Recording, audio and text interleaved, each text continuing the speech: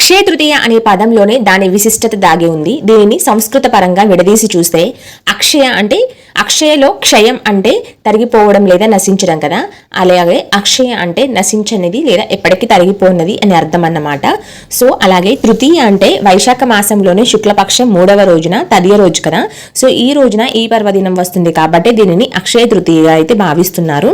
దీని వెనుక ఒక ముఖ్య ఉద్దేశం కూడా ఉంది. ఏంటంటే ఈ రోజున మనం చేసే ఏ మంచి పని అయినా అది పూజ కావచ్చు, దానం కావచ్చు, లేదా కొత్త ప్రారంభం కావచ్చు, దానివల్ల కలిగే ఫలితం అనంతంగా అంటే ఎప్పటికీ తరిగిపోకుండా ఉంటుందని అయితే నమ్మకం అన్నమాట. 2026లో అక్షయ తృతీయ మరియు బంగారం కొనుగోలుకు సంబంధించి శుభముహూర్తాల వివరాలు కూడా ఇక్కడ ఉన్నాయి. అక్షయ తృతీయ సమయం వచ్చేసి అంటే తేదీ వచ్చేసి ఏప్రిల్ 19వ తారీఖు 2026 అనమాట, ఆదివారం రోజున. తృతీయ తిథి ప్రారంభం వచ్చేసి ఏప్రిల్ 19 ఉదయం 10:49 అలాగే తృతీయ తిథి ముగింపు వచ్చేసి ఏప్రిల్ 20 ఉదయం 7:27 అనమాట. పూజా ముహూర్తం వచ్చేసి ఏప్రిల్ 19 తేదీన ఉదయం 10:47 నుండి మధ్యాహ్నం 12:20 వరకు అయితే లక్ష్మీదేవి మరియు కుబేరుని పూజించుకోవడానికి అత్యంత అనువైన సమయం అన్నమాట ఇది.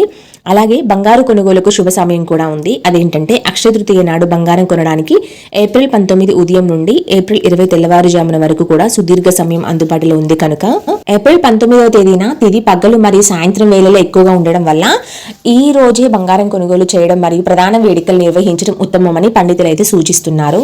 పురాణాల ప్రకార ప్రాముఖ్యత ఏంటి అసలు ఈ పండగకి అంటే ఈ రోజుకు సంబంధించి కొన్ని చారిత్రక మరియు ఆధ్యాత్మిక కారణాలు కూడా ఉన్నాయి. మొదటి కథ ఏంటో మనం తెలుసుకుందాము.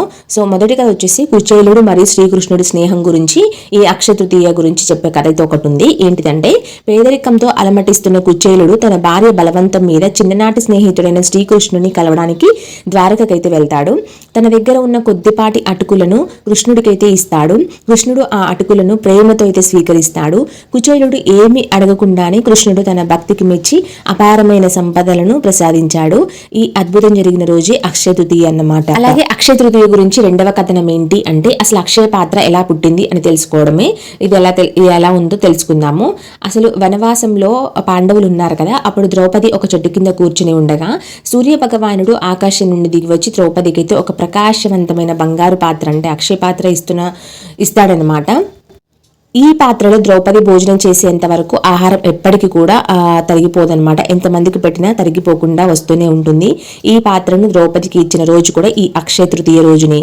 అలాగే మూడవ కథ ఏంటంటే పరశురామ జయంతి కథ అన్నమాట. దశావతారాలలో 6వ అవతారమైన పరశురాముడు వైశాఖ శుద్ధ తదియ నాడే జన్మించారు కదా. దుష్ట శిక్షణ శిష్ట రక్షణ కోసం విష్ణుమూర్తి ధరించిన అవతారం అయితే ఈ పరశురాముడు అన్నమాట.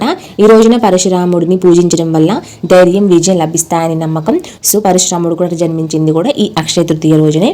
ఆ తర్వాత మళ్ళీ ఒక కథ కూడా ఉంది. అదేంటంటే గంగావతరణం. అవును, గంగ కూడా అవతరించిన దినం కూడా ఈ అక్షయ తృతీయే. పురాణాల ప్రకారం ఏంటంటే భగీరథుడు కఠోర తపస్సును మెచ్చి గంగానది ఆకాశం నుండి భూమికి అయితే దిగి వచ్చిన రోజు మాత్రం ఇదే రోజు. గంగా నది భూమిపైకి రావడం వల్ల లోకానికి పవిత్రత జీవం అయితే లభించాయన్నమాట. ఈ రోజున గంగా నదిలో స్నానం చేయడం అత్యంత పుణ్యప్రదంగా అయితే భావిస్తూ ఉంటారు. కేవలం ఇవే కాదండి, మరొక కథ కూడా ఉంది. వేదవ్యాసుడు వినాయకుడితో మహాభారతాన్ని రాపించిన రోజు కూడా ఇదే. అవును, వేదవ్యాసుడు మరియు వినాయకుడు మహాభారతాన్ని రచించడానికి వేదవ్యాసుడు వినాయకుడిని ప్రార్థిస్తాడు కదా. వినాయకుడు ఒప్పుకుంటాడు. వేదవ్యాసుడు మహాభారతాన్ని చెప్తుండగా వినాయకుడు దానిని రాయడం అయితే మొదలు పెడతాడు. ఈ చారిత్రక ఘట్టం ప్రారంభమైన రోజే అక్షయ తృతీయ అన్నమాట. చూసారా అక్షయ తృతీయ వెనుక ఎన్ని అద్భుతమైన గాథలు ఉన్నాయో. ఈ రోజు కేవలం బంగారు కొనడమే కాదు, ఈ గాథలను స్మరించుకుంటూ సాధ్యమైనంత వరకు ఇతరులకు సహాయం చేయడం, దానం చేయడం అయితే ముఖ్యం అన్నమాట. అప్పుడే మన జీవితం కూడా అక్షయం అవుతుంది. ఈ వీడియో కనుక మీకు నచ్చినట్లయితే ఖచ్చితంగా లైక్ చేయండి. Thank you for watching.